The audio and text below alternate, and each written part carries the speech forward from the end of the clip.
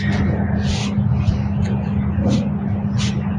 ونصلي على رسوله الكريم أما بعد أعوذ بالله من الشيطان الرجيم بسم الله الرحمن الرحيم يا أيها النبي قل لمن في أيديكم من الأسرى إن يعلم الله في قلوبكم خيرا يؤتكم خيرا مما أخذ منكم ويغفر لكم والله غفور رحيم صدق الله العظيم.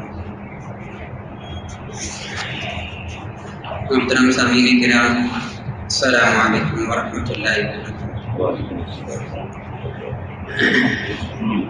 سیرت مصطفیٰ صلی اللہ علیہ وسلم کے حوالے سے ہجرت کے بعد کے واقعات کا سلسلہ چل رہا تھا۔ اسی سلسلے میں غزوہ بدر کا واقعہ سامنے تھا۔ اس میں تمام ہمارے سیرت نگار جو کہ بڑے معتبر قسم کے اور جن کی سیرت بڑی اس حوالے سے انہوں نے مرتب کی ہے کہ جو زیادہ صحیح ترین روایات ہیں جن کو نقل کیا ہے، ان میں انہوں نے اس چیز کو بڑی وضاحت سے، اور اس میں ہمارے لیے بہت بڑے سبق بھی ہیں کہ جب بدر سے واپسی ہوئی تو ظاہر ہے کہ مسلمانوں کے ساتھ کفار کے، مشرکین مکہ کے وہ لوگ بھی تھے جو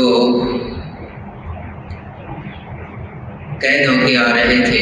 کچھ تو وہاں مر گئے اور تقریباً 70 کے قریب تھے، جن میں سے 2 کو رسول اللہ صلی اللہ علیہ وسلم نے راستے پہ ہی قتل کروا دیا۔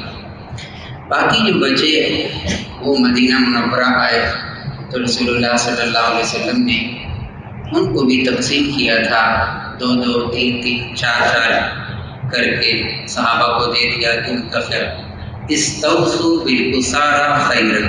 رسول اللہ صلی اللہ علیہ وسلم نے فرمایا قیدیوں کے ساتھ اچھا سلوک کرو، قیدیوں کے ساتھ اچھا سلوک، استوصوا بالاسارى خیرا، یہ رسول اللہ صلی اللہ علیہ وسلم نے فرمایا۔ پھر انصار نے اور مہاجرین نے کیا مثالیں قائم کی وہ میں نے عرض کی۔ ادھر تو بڑی خوشی کی خبر تھی مدینہ منورہ کے لیے، لیکن جب یہ خبر سب سے پہلے مکہ مکرمہ پہنچی، عثمان ایک نامی آدمی تھا، وہ کیا اس نے کیا کیا، اس نے مکہ میں داخل ہوتے ہی ایک نعرہ لگایا بڑا عجیب قسم کا، کہنے لگا مارا گیا عتبہ، مارا گیا شیبہ، مارا گیا ابو جہل، مارا گیا فلاں، مارا گیا فلاں۔ جتنے مکہ کے سردار تھے بدر میں گئے تھے ان سب کا نام لے کر کہا یہ بھی مارا گیا، یہ بھی مارا گیا، یہ بھی مارا گیا، یہ بھی مارا گیا۔ صفوان بن امیہ اس نے سنا، اس نے کہا کہ یہ پاگل ہے، یہ ذہنی طور پہ ٹھیک نہیں ہے، مجنون ہے، لہذا اس سے پوچھتا ہوں جا کر کہ اس کا دماغ ٹھیک تو ہے۔ ایک تو ہمارے یہاں کہتے ہیں کہ وہ ایک محاورہ ہے آپ کا دماغ خراب ہے، حالانکہ ٹھیک ہوتا ہے۔ اس نے صحیح معنی کے اندر یہ سمجھا تھا کہ یہ مجنون ہو گیا، یہ دیوانہ ہے، پاگل ہے، اور پاگل آدمی ایسی باتیں کرتا ہے دور تک اس کا خیال نہیں۔ تو کہتے ہیں صفوان بن امیہ اس کے پاس جا کر کہتا ہے یہ بتا صفوان بن امیہ کہاں ہے؟ کہتا ہے یہ کھڑا ہے، اور کہاں ہے؟ صفوان بن امیہ کہاں ہے؟ کہتا ہے یہ کھڑا ہے، اور کون ہے؟ تو ہی تو ہے۔ پھر سمجھے کہتے ہیں یہ ہے تو ٹھیک، دماغی طور پہ تو ٹھیک ہے، عقل تو اس کا مارا نہیں گیا۔ پھر اتنے میں باقی لشکر بھی پہنچا، ابو سفیان ابن حارث، اس نے آ کر تفصیل سے ساری بات اس کے سامنے رکھی کہ جی کچھ نہیں بچا، جو سارے تھے وہاں تو عجیب و غریب ہم نے دیکھا، ایسے حالات سامنے ہیں جو کبھی بھی نہیں دیکھے، یعنی کہ ایسے لوگ تھے جو ہمارے مقابلے میں تھے جن کو ہماری آنکھوں نے کبھی نہیں دیکھا تھا۔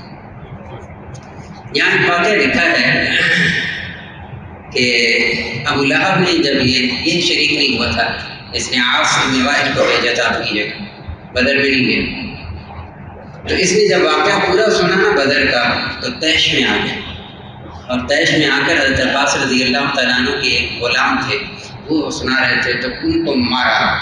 جب مارنے لگا تو حضرت عباس رضی اللہ تعالیٰ عنہ کی جو اہلیہ تھی ام فضل، ان کو آیا غصہ، انہوں نے پتہ نہیں کیا چیز پڑی تھی، زور سے اس کو ماری اور اس کے سر میں لگی اور بہت بڑا زخم ہو گیا، گلاب کے اور انہوں نے ایک جملہ کہا اگر عباس نہیں ہے تو تم کیا ہمیں ایسے ہی مارتے رہو گے؟ یہ حضرت عباس کا غلام ہے، اس کو مارنے کی اجازت نہیں دی جائے گی۔ پھر آپ پڑھتے ہیں روایات، مستند ترین روایات ہیں، جسے چیچک کی بیماری لگی اور بعض کہتے ہیں اور بیماری لگی، جس کی وجہ سے اس کے جسم سے زندگی میں کھین آنی شروع ہو گئی اور یہ باہر چلا گیا جہاں آبادی تھی اور باہر جا کر رہتا رہا بولا، یہاں تک کہ یہ اسی جس کمرے میں خیمے میں رہتا تھا وہیں مر گیا اور 3 دن تک اس کی لاش کے پاس کوئی نہیں آیا۔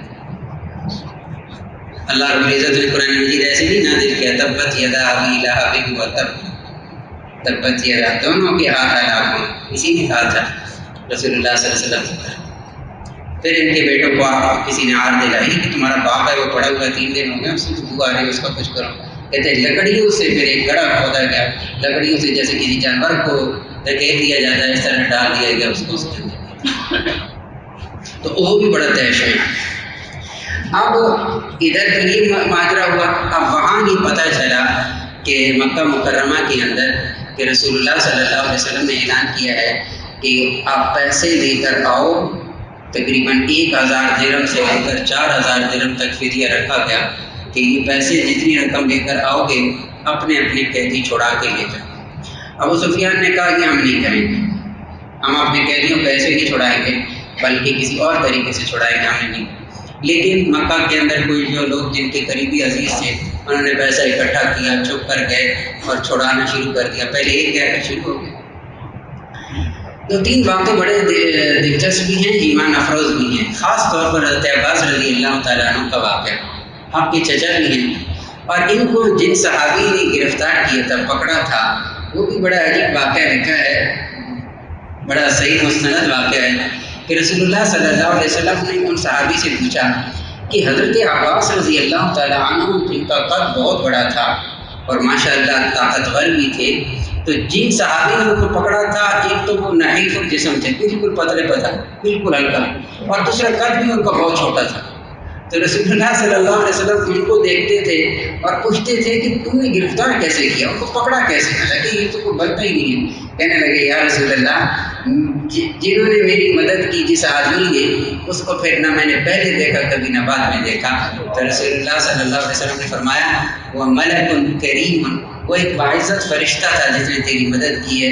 حضرت عباس رضی اللہ تعالیٰ عنہ حضرت عباس تھے، حضرت علی رضی اللہ تعالیٰ عنہ کے بھائی تھے، ایک اور بھی رسول اللہ صلی اللہ علیہ وسلم کے اپنے خاندان میں سے لوگ بھی تھے جو بحیثیت قیدی کے آئے تھے۔ میں نے عرض کیا تھا کہ حضرت ابراس آپ کے داماد بڑے، تو ان کو میں نے واقعہ سنایا تھا آپ کو۔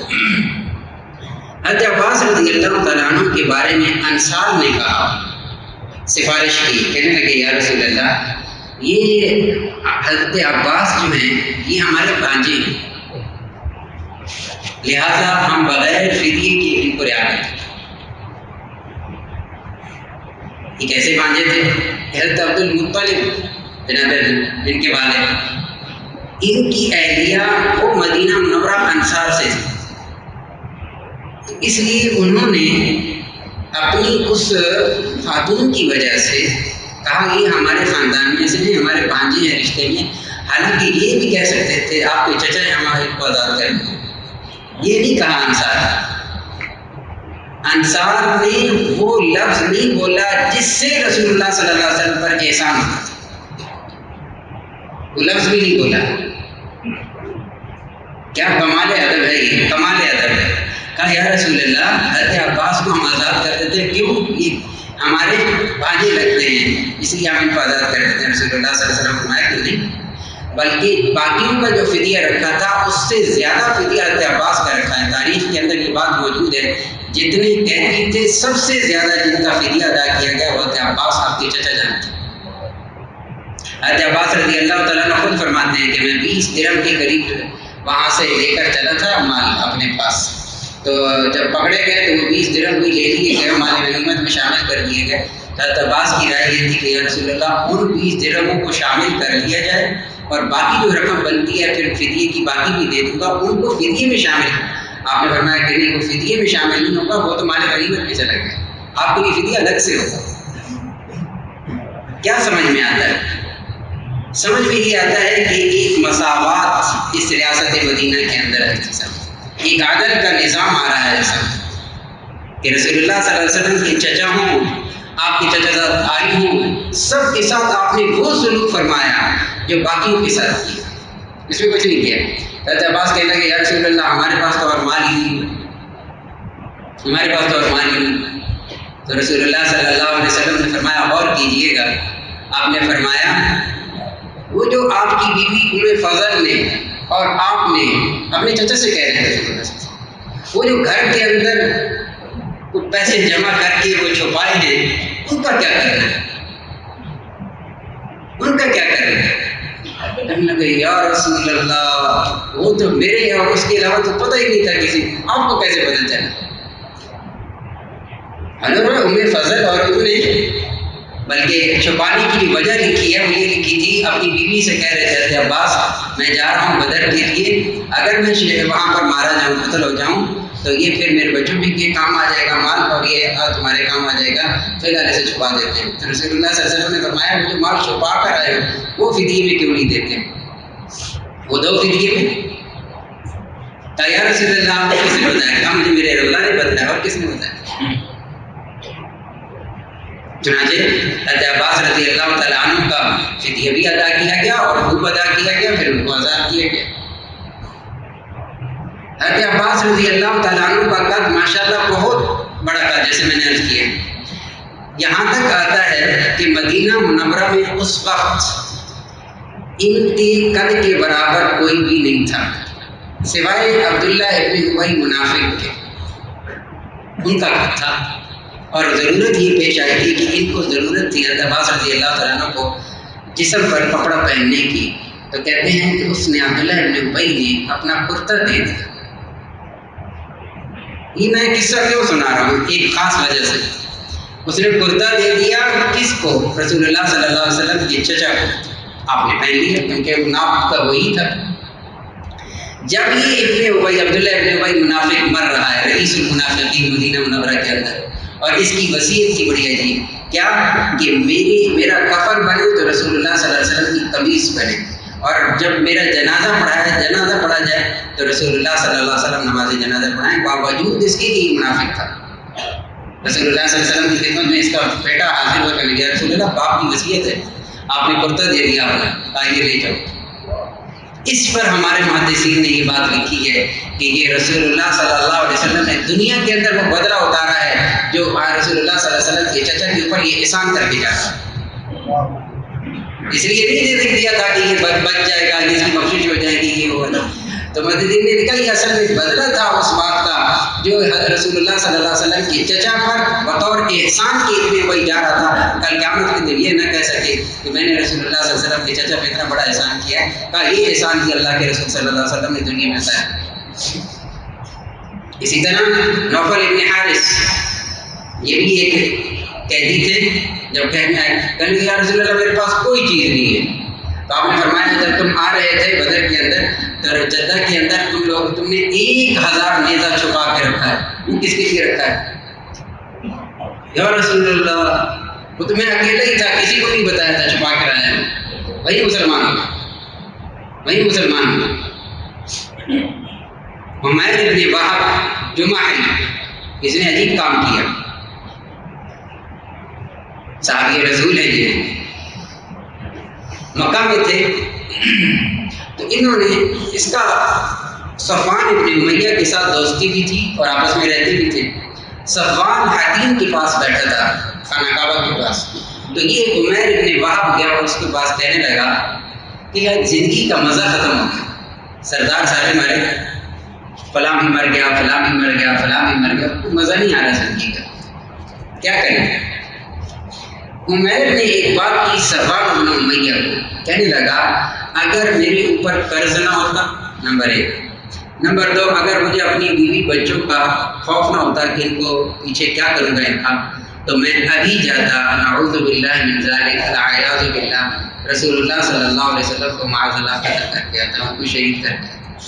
لیکن مسئلہ یہ ہے کہ میں تو میرے پاس کچھ بھی نہیں ہے، بیوی بچوں کا کیا کروں، کچھ سے مار دیں گے، لیکن یہ کام میں کر سکتا ہوں۔ صفوان نے کہا واہ یہ کیا بات ہے، تم جاؤ باقی کام سارا میرے ذمہ، تیرا قرض بھی میرے ذمہ، وہ بھی اتار دوں گا، رہا معاملہ تیری بیوی بچوں کا تو پورا خرچہ میں اٹھاتا ہوں، تم چھاؤ، مر بھی گئے تو بھی میں نہیں ہوگا۔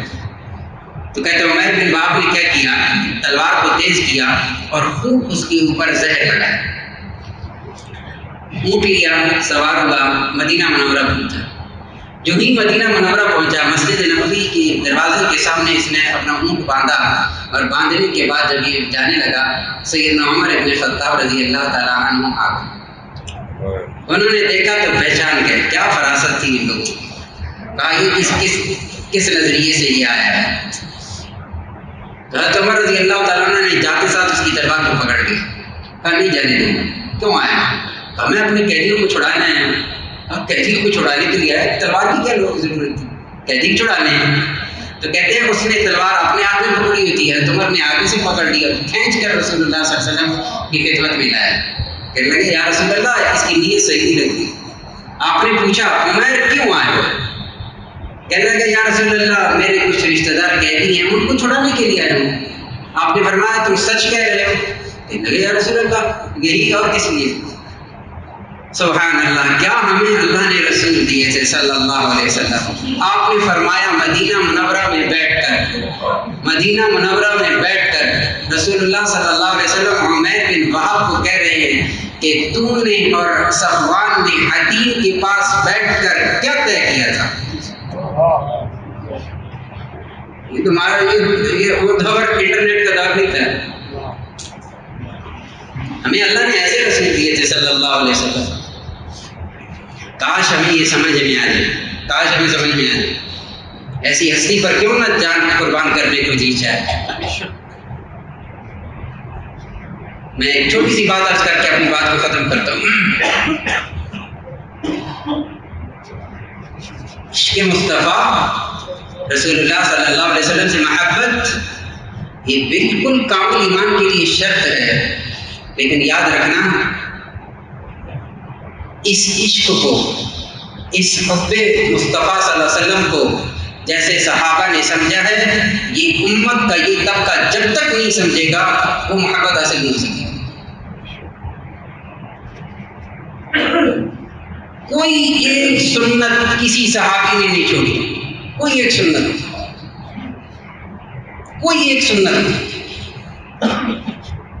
کسی صحابی نے نہیں چھوڑی، اور کیسی جگہوں پر عمل کیا۔ حضرت حذیفہ بن یمان رضی اللہ تعالیٰ عنہ نے کہاں بیٹھ کر سنت کو زندہ کیا؟ روم کا بادشاہ ہے، چھوٹی سی بات ہے، میں بات نکل کر کے آگے چلتا ہوں۔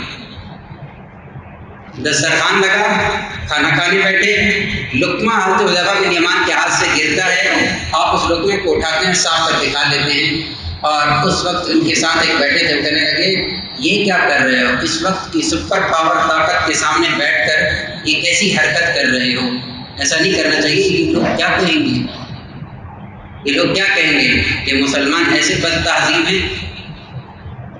جو حضرت حذیفہ بن یمان نے ایک جملہ کہا نا، وہ سونے سے لکھے جانے والے کافر۔ میں یہ صرف اس لیے بتا رہا ہوں کہ صحابہ کے لیے سنت کی کتنی اہمیت تھی۔ حضرت حذیفہ نے فرمایا اترک لسنت رسول اللہ صلی اللہ علیہ وسلم ہؤلاء الحمقاء، کیا میں اپنے آقا کی سنت کو چھوڑ دوں ان احمقوں کی وجہ سے؟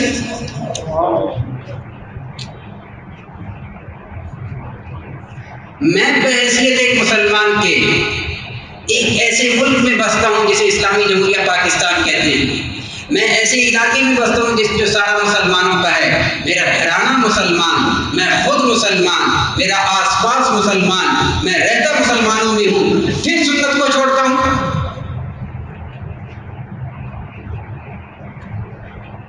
امام غزالی رحمۃ اللہ علیہ نے مستقل عبادت میں شمار کیا ہے، سنت کو مستقل عبادت میں شمار کیا ہے۔ صحابہ اس لیے عمل کرتے تھے کہ یہ سنت ہے، ہم چھوڑ دیتے ہیں، سنت ہی تو ہے، ہم چھوڑتے کیوں ہیں؟ سنت ہی تو ہے، فرض تھوڑا ہے، ہم کیوں چھوڑتے ہیں؟ بولنا فرض تو نہیں ہے نا، سنت ہے نا۔ کمال جملہ ایک عالم کہہ گئے، کسی آدمی نے یہی جملہ کہا تھا ان کے سامنے، کہنے لگے مولانا یہ سنت ہی تو ہے. کہنے لگے بیٹا ہے تو سنت لیکن تیرے لہجے سے کفر کی بو آ رہی ہے تو سنت لیکن تیرے لہجے سے کفر کی بو آ رہی ہے. تو ایسے رسول اللہ صلی اللہ علیہ وسلم ہمیں ملے اور ہم ان کے طریقوں کو آسانی سے ذبح کرتے چلے جائیں صبح سے لے کر شام تک. کیا وہ دکھائیں گے صحابہ صلی اللہ علیہ وسلم؟ اتنی محبت تو ہو، اتنا عشق تو ہو، اس درجے کی محبت تو پہنچ جائے کہ ہم ان کی جان ان کے طریقوں پہ مر مٹیں، اپنی زندگی میں لے لیں. تو عمیر بن وہب کیا کہنے لگے؟ یا رسول اللہ آپ کو کس نے بتایا؟ کہا مجھے میرے اللہ نے بتایا. کہا اشہد انک رسول اللہ، میں ابھی گواہی دیتا ہوں کہ آپ اللہ کے رسول. مسلمان ہو گئے، وہی مسلمان ہوئے. آپ صلی اللہ علیہ وسلم نے فرمایا کہ تمہارا بھائی ہے، اسے قرآن سکھاؤ، اسے دین سکھاؤ، اسے نماز سکھاؤ. کہنے لگے یا رسول اللہ میں نے ساری زندگی مسلمانوں کو ستایا ہے، ساری زندگی مسلمانوں کے ساتھ دشمنی کی ہے. اب جی چاہتا ہے وہیں جا کر جو کلمہ آپ نے مجھے سکھایا ہے آپ کی طرف سے میں وہاں جا کر یہ کلمہ لوگوں تک پہنچاؤں اور لوگوں کو دین اور اسلام کی طرف بلاؤں. آپ نے اجازت دے دی. یہ عمیر بن وہب یہاں سے روانہ ہوا.